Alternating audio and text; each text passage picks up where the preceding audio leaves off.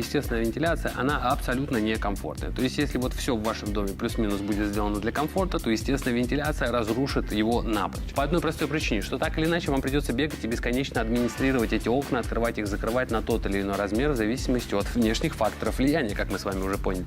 Зимой ты окошечко приоткрыл, тут тебе начало дуть холодом по ногам. У тебя какое-то мероприятие, с одной стороны люди стола сидят в гостиной и говорят: приоткройте окно, что-то здесь стало душно. Приоткрыли окно, а с той стороны сидит бабушка, которая вдруг начала задувать шею. И это можно переносить в любое помещение внутри вашего дома. Есть у вас спальня, есть кровать, одна сторона ближе к окну, другая дальше. Соответственно, окно приоткрыл, здесь уже холодно, а здесь еще дышать нечем.